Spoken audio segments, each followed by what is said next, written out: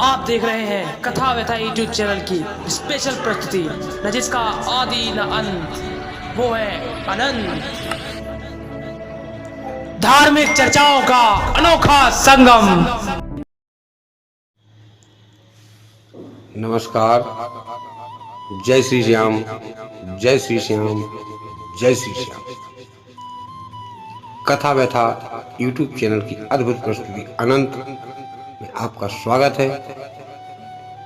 इस कथा में आप सुन रहे हैं रामायण के अनसुलझे रहस्य। रामायण के अनसुलझे रहस्यों में आप सुनेंगे आज महर्षि वाल्मीकि कौन थे। पहले महर्षि वाल्मीकि कौन थे, कैसे डाकू बने, डाकू बनने के बाद उनके जीवन में ऐसा क्या हुआ कि जो समाधिस्थ हो गए। इसके बाद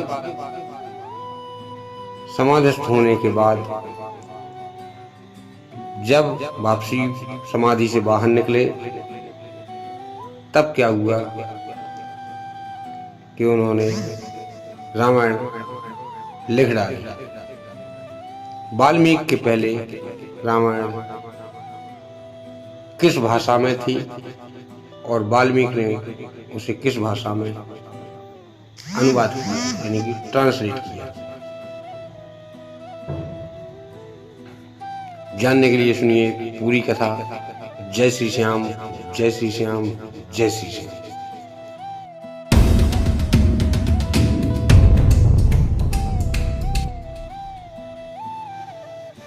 वाल्मीकि का नाम बचपन में वाल्मीकि नहीं था। वाल्मीकि का नाम बचपन में रत्नाकर था।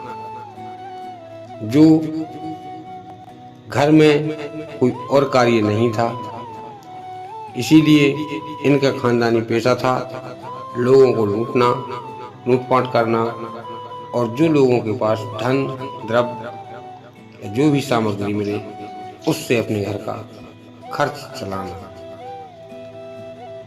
पहले अपने पिता के साथ ये सब कुछ करते थे।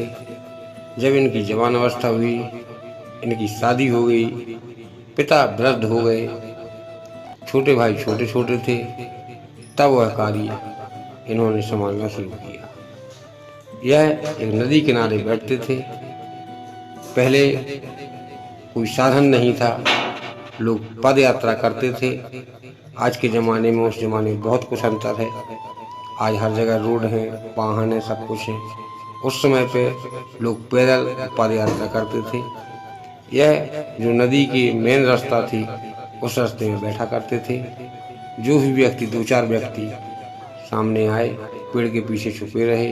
जैसे ही वो सामने आए, हर्षा लेकर उनसे कहा जो भी तुम्हारे पास है हमारे सामने रख दो, वरना अपने प्राणों से हाथ धो बैठोगे। यदि किसी ने धन देने में इनकार किया तो पहले एक फरसा से पैर काटा।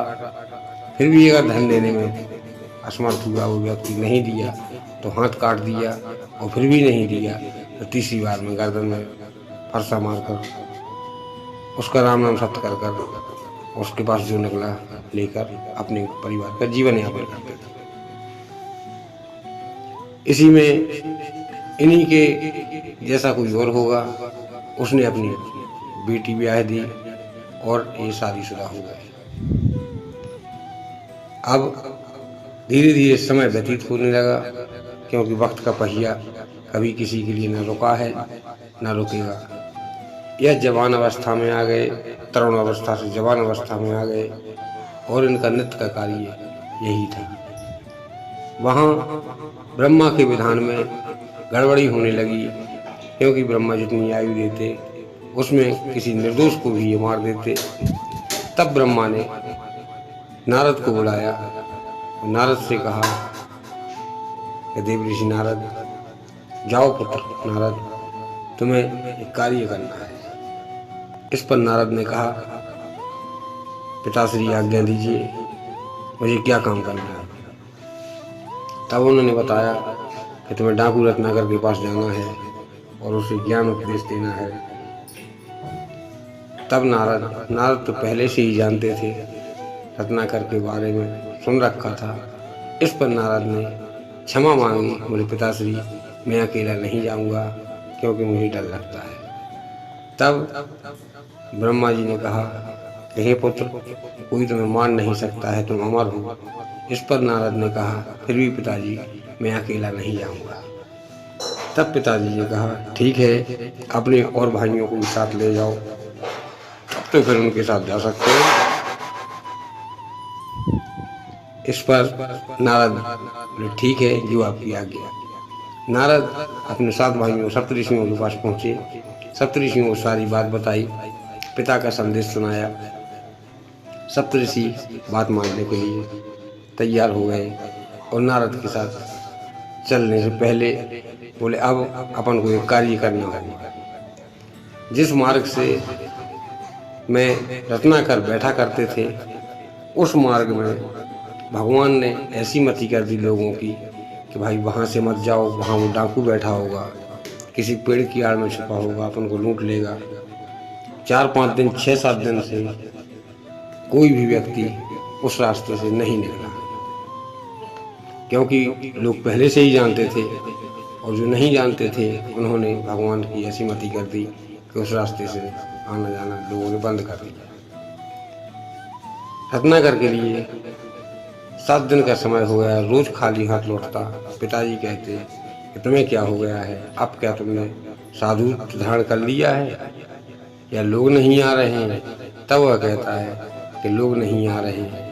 दूसरे तीसरे दिन तब पिताजी कहते हैं कि ठीक है, एक काम करो, रास्ता बदल दो, जिस घाट पर पहले बैठते थे उस घाट से दूसरे घाट पर बैठने लगो। वह ऐसा करता है, दूसरे घाट पर बैठता है, लेकिन भगवान के विधान को कौन जान सकता है, उस पर भी लोग नहीं आते। तीसरे घाट पर बैठता है, तीसरे घाट पर भी लोग नहीं आते। चौथे घाट पर बैठता है, जब तक वो वहाँ बैठता है लोगों को पता चल जाता है कि वहाँ बैठा है, तब इस घाट से निकल जाते, उस घाट से निकल जाते। ऐसे ऐसे करके 8 दिन का समय व्यतीत हो गया। अब तो वाल्मीकि सुबह से निकला, क्योंकि घर में कुछ खाने के लिए नहीं था। वह घर से निकला। जब घर से निकला तो दृढ़ संकल्प लेके निकला कि जब तक मैं कोई पकड़ के नहीं लाऊंगा, एक धन नहीं लाऊंगा, तब तक मैं घर वापस नहीं आऊँगा। घर वालों से भी कह के निकला कि जब भले ही 15 दिन हो गए, लेकिन मैं वापस तभी आऊँगा जब शिकार लेके आऊँगा। इतना कहकर रत्नाकर घर से बाहर निकले और अपने एक घाट पर जाकर बैठ गए। उस दिन ये 7 ऋषि और 8वें नारद उसी रास्ते से होकर गुजरे। जब रत्नाकर ने देखा कि 8 साधु महात्मा अपनी झोला ढंगा टांगे हुए वहाँ से आ रहे हैं, पेड़ पर चढ़ कर देख रहा था, तब वो अपने आप में खुश हुआ कि इनके पास कम से कम 8 के पास इतना तो होगा ही कि हमारा 2-4 दिन का चूल्हा जल जाएगा। इतना विचार कर वह पेड़ पर ही चढ़ा रहा। जैसे ही पेड़ के नीचे हो ये लोग आए, और ये तो जानते ही थे कहाँ कौन है, और पेड़ के नीचे जाकर बैठ गए, भगवान का भजन करने लगे। इतने में जैसे ही बैठे थोड़ी देर हुई थी, और वह रत्नाकर नाम का डाकू इनके सामने आ जाता है और कहता है कि आपकी पोटली में, आपकी झोली में जो कुछ भी हो मेरे सामने रख दो, वरना एक एक को हर्षे से काट काट के रख देंगे। आज मैं हाथ और पैर नहीं काटूंगा, आज एक बार मैं गर्दन धड़ से अलग करूंगा। जो भी आपके पास हो मेरे सामने रख दो। तब वह बोले, भाई मैं तो साधु महात्मा हूँ, बहता पानी रमता जोगी, इनका कोई ठिकाना नहीं, मुझे धन दौलत से क्या करना है। बगल के गांव से गुजर रहा था, वहाँ लोगों ने भोजन करवा दिया। अब मैं दूसरे गांव में जा रहा हूँ, वहाँ भी लोग भोजन करवा देंगे, नहीं करवाएंगे तो रात्रि में भूखे सो जाएंगे। तब डाकू बोले, जब लोग आपको भोजन करवाते हैं तो बदले में कुछ पारितोषिक भी देते हैं, वह धन हमें दे दो। तब उन्होंने कहा कि भाई धन तो हमारे पास नहीं है। तब वह बोला, ऐसे बिल्कुल नहीं चलेगा, हम आपकी गर्दन धड़ से अलग कर देंगे। तब उनमें से एक ऋषि बोले भाई बैठो, धन तो हमारे पास नहीं है, लेकिन कम से कम बात तो कर सकते हैं। वह बैठ जाता है, क्योंकि सप्तऋषि 8वें नारद के दर्शन हो जाने के बाद कुछ उसके मन में, आत्मा को कुछ ज्ञान हुआ, कुछ संतुष्टि हुई और वह बैठ जाता है। तब ये लोग कहते हैं कि भाई हमें ये बताओ कि तुम ये सब किस लिए कर रहे हो। इस पर रत्नाकर कहता है कि हमारे सामने हमारे पूरे परिवार की जिम्मेदारी है। माँ है, बाप है, भाई है, बहन है, छोटे छोटे, हमारी पत्नी है। यदि मैं यहाँ से कमा के ले जाऊँगा तभी घर पे वो लोग खा पाएंगे, अगर नहीं ले जाऊँगा तब वो नहीं खाएंगे, भूखों मरेंगे। तब वह कहते हैं कि भाई हमें ये बताओ कि जो धन आप कमा के ले जाते हैं उसमें से पूरा परिवार आपके साथ खाता है? बिल्कुल खाता है। और आप जो पाप कर रहे हैं, क्या इस पाप में आपका पूरा परिवार शामिल है? तब वह कहता है मैं कोई पाप नहीं कर रहा हूँ। माता पिता की सेवा करना पाप नहीं माना जाता है। स्त्री और बच्चों को पालना पाप नहीं माना जाता है। मैं कोई पाप नहीं कर रहा हूँ, मुझे बात में मत उलझाओ और धन निकाल के दो। तब वह कहते हैं कि यदि आप हमारी बात माने तो हमारे पास रस्सी भी है, आप हम 8 के लिए इस विशाल वृक्ष से बांध दें और अपने घर जाएं। अपने माता पिता भाई बंधुओं से पूछें कि जो मैं पाप कमा कर आ रहा हूँ, जो धन सामग्री ला रहा हूँ, उसमें से आप खाते तो सभी हैं, क्या आप उस पाप में भागी होंगे? अब तब वह रत्नाकर कहता है कि आप मुझे बेवकूफ़ समझते हैं, जब तक मैं जाऊँगा तब तक आप लोग भाग जाएंगे। तब वह कहते हैं नहीं भाई, हमारी 2-3 की आप रस्सी बना लीजिए और जितनी आप में ताकत हो आप इस पेड़ से बांध दीजिएगा। लौट के आपको हम उसी अवस्था में मिलेंगे, हम कहीं नहीं भागेंगे। यदि वो आपके पाप कर्म में शामिल हैं तब मैं गांव-गांव जाकर भिक्षा मांगूंगा और जो भी मिलेगा शाम को आपको दे के जाऊँगा। इतना सुनकर इसे भी कुछ ज्ञान हो जाता है। सप्तऋषियों की उससे बात करने के बाद वह उनकी धोती से उन 8 ऋषियों को पेड़ से बांधकर वहाँ से अपने घर पर आता है। घर वाले सोचते हैं कि आज तो जल्दी आ गया, कुछ ना कुछ धन दौलत लाया हुआ। पिताजी आ जाते हैं, माताजी आ जाते हैं, पत्नी आ जाती है, भाई बहन आ जाते हैं और कहते हैं जल्दी बताओ क्या लाया। तब वह कहता है कि मुझे आप एक बात बताइए कि मैं यहाँ पर जो धन लाता हूँ उसका उपयोग, धन का उपयोग सभी करते हैं। तब माता पिता कहते हैं हाँ तुम कैसी बहकी बातें कर रहा है, तुझे पता नहीं कि हम सभी लोग उसी परिवार से हैं और खाते हैं। तब रत्नाकर कहता है कि जो मैं धन न कमा के लाता हूँ, आपको पता है कि मैं पाप कर्म कर लोगों को मार कर धन ला रहा हूँ, क्या आप उस पाप में शामिल हैं? पिताजी कहते हैं बेटा हमारा काम था तुम्हें पढ़ा लिखा कर पाल पोस कर बड़ा करना, तुम्हें बड़ा कर दिया है, अब तुम्हारा काम है माता पिता को कहीं से भी लाओ भोजन कराना, ये तुम्हारा कर्तव्य है।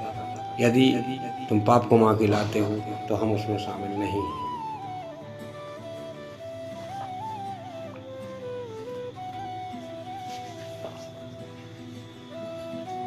वह अपने भाई से पूछते हैं। तब भाई कहते हैं कि हे भ्राताश्री, मैं आपके अधीन हूँ, जो अब जिस भाग से आप लाएंगे मैं खाऊंगा, मुझे पाप और पुण्य से कोई मतलब नहीं है, मैं आपके पाप में शामिल नहीं हूँ। भाई और बहन भी ऐसी कह देते हैं। तब वह पत्नी के पास जाता है, पत्नी से पूछता है कि क्या तुम तो मेरी अर्धांगिनी हो, क्या तुम मेरे इस पाप कर्म में शामिल हो जो पाप कर्म करके धन लाता हूँ? तब पत्नी कहती है कि हे स्वामी, मेरे माता पिता ने आपको सौंप दिया है, अब आप चाहे पाप कमा के लाएं चाहे पुण्य कमा के लाएं, मुझे खाने से मतलब है, आपके यहाँ रहने से मतलब है, मैं आपके पाप कर्म में शामिल नहीं हूँ। इतना सुनकर उसके अंतर चक्षु जग जाते हैं, आंतरिक आत्मा जाग जाती है। वह दौड़कर फरसा वहीं फेंक कर ऋषियों के पास जाता है और ऋषियों से कहता है कि हे ऋषिवर मुझे क्षमा कर दो, कोई भी मेरे पाप का कर्म में शामिल नहीं है। तब ऋषि कहते हैं रत्नाकर यहाँ बैठो, अब तुमने इतने अधिक पाप कर लिए हैं कि इनका समाधान कैसे होगा। तब रत्नाकर कहते हैं कि हे ऋषिवर आप ही मुझे कोई उपाय बताइए। तब ऋषि कई कहानियाँ सुनाते हैं। सुबह से शाम हो जाती है, तब रत्नाकर को होश आता है कि मैंने इतना गलत कार्य किया है। जीव हत्या का जब इतना दोष है तो मनुष्य हत्या का कितना दोष नहीं होगा। सब सारी कथाएं सुनाते हैं। यदि कथाएं सुनाऊंगा तो वीडियो 1.5 घंटे से 2 घंटे का हो जाएगा, इसीलिए संक्षिप्त में बता रहा हूँ। और ऋषि ज्ञान हो जाता है रत्नाकर को। रत्नाकर कहते हैं कि हे गुरुदेव मुझे कोई मुक्ति का उपाय बताइए जिससे मेरी आत्मा को मुक्ति मिल सके। तब वह कहते हैं कि तुम राम राम कहो। तब रत्नाकर राम नहीं कह पाते हैं क्योंकि पाप इतने अधिक हो गए थे कि उनके मुंह से राम नहीं निकलता। बहुत कोशिश करते लेकिन राम नहीं कह पाते। तब ऋषि लोग परेशान हो जाते हैं। जिस प्रकार से कोई समस्या का समाधान करने के लिए आज आप और हम तत्काल दूसरे को फ़ोन लगाते हैं और समस्या का समाधान कर ले रहे थे, इसी प्रकार से पहले टेलीपैथी प्रक्रिया कहलाती थी। मन से मन के तार जोड़ते हैं आदमियों के, देवताओं के। तब वह ऋषि बैठकर सीधे ब्रह्मदेव से संपर्क करते हैं, ब्रह्मदेव को पूरी घटना के बारे में बताते हैं। तब ब्रह्मदेव कहते हैं कि इससे मरा मरा कह रहा। वाल्मीकि जी से कहते हैं। तब रत्नाकर से कहते हैं कि हे रत्नाकर तुम देखते हो जब लोगों को तुम मारते हो तो वह क्या कहते हैं, चिल्लाते हैं। तब वह कहता है कि लोग कहते हैं कि मैं मरा मरा, मर जाऊंगा मरा। तब वह कहते हैं ठीक है तुम मरा मरा नाम का जाप करो। और वह इतना कहकर ऋषि वहाँ से जाने को तैयार होते हैं। वह उसी जंगल में, बियावान जंगल में, एक पेड़ के किनारे बैठकर मरा मरा कहना शुरू कर देता है। आप भी अंदाज लगा सकते हैं 5 मिनट मरा मरा आप नहीं कह सकते, अपने आप राम कहना शुरू हो जाएगा। और कहते कहते कहते कहते मरा मरा कहते हुए राम राम राम राम अपने आप सब आ गया। और रत्नाकर इतना राम राम में लीन हुआ कि उसे अपने शरीर, तन, मन का कोई होश नहीं रहा। बैठे बैठे बैठे बैठे कई वर्ष बीत गए। लोग तो वैसे ही उस रास्ते से नहीं आते थे। पेड़ का घना छाया था, उस पर पानी का भी प्रभाव नहीं पड़ा। धीरे धीरे कर कर उसके शरीर में दीमक ने अपना घर बनाना शुरू कर दिया। और वह समाधित्व में इतना लीन हो गया अपने आप में कि दीमक उसके घर बनाते बनाते पूरा शरीर दीमक ने ढक लिया, जिसे बामी कहते हैं। तब भगवान विष्णु जागे और उन्होंने कहा कि इसकी तपस्या उग्र हो चुकी है, इसके पाप कर्म क्षीण हो चुके हैं, अब इसके लिए दर्शन देना होगा। तब वह देवराज इंद्र के पास बुलाते हैं या जाते हैं। देवराज इंद्र को आदेश करते हैं कि तुम जाओ और इतना पानी बरसाओ कि इसकी ये जो बामी बनी है, बामी को संस्कृत में वाल्मीकि कहा गया है। संस्कृत में इस वाल्मीकि शब्द का अर्थ सर्प का बिल यानी बामी कहलाता है। इंद्र ने जब पानी बरसाया, वाल्मीकि की चेतना लौटी, शरीर जर्जर हो चुका था। भगवान की कृपा से वाल्मीकि पुनः युवा अवस्था में आ जाते हैं और इंद्र से क्षमा याचना मांगते हैं। इंद्र से कहते हैं मुझे क्या आदेश है। इंद्र कहते हैं कि तुम अपना आश्रम बनाओ और यहीं पर रहो, जो भी आदेश होगा आगे तुम्हें मिल जाएगा। तब इंद्र कहते हैं कि आज से तुम्हारा नाम वाल्मीकि होगा, क्योंकि संस्कृत में बामी को वाल्मीकि कहा जाता है। तब रत्नाकर से उनका नाम वाल्मीकि हुआ और वाल्मीकि जी अपनी कुटिया बनाकर गंगा नदी के किनारे रहने लगे। नित्य नियम था, रोज सुबह उठते, भगवान का भजन करते, गंगा स्नान करते, भजन पूजन करके ही नित्य अपनी क्रिया किया करते थे। धीरे धीरे समय व्यतीत हुआ। समय व्यतीत होने पर एक दिवस की बात, तो वह गंगा स्नान करने गए। गंगा स्नान करते समय एक करौंच पक्षी, जो पति पत्नी होते हैं दोनों, वहाँ पर गंगा नदी के किनारे घूम रहे थे। तभी एक शिकारी ने बाण मारा और करौंच पक्षी मर जाता है। जब करौंच पक्षी मर जाता है तब वाल्मीकि देखते हैं और उसकी जो मादा पक्षी होती है वह उसके चक्कर लगाते लगाते अंत में वो भी प्राण त्याग देती है। जब दोनों प्राण त्यागते हैं तब वाल्मीकि जी के मुँह से संस्कृत का एक श्लोक निकल जाता है, जो रामायण में पहला श्लोक माना गया है। वाल्मीकि रामायण का पहला श्लोक जो है वो अपने आप वाल्मीकि जी के मुँह से निकला। उसी समय ब्रह्मदेव प्रकट होते हैं, वाल्मीकि जी से कहते हैं कि हे वाल्मीकि, तुम रामायण लिखो। और रामायण पहले देवनारायण लिपि में लिखी हुई थी, देवनारायण लिपि में लिखी हुई थी।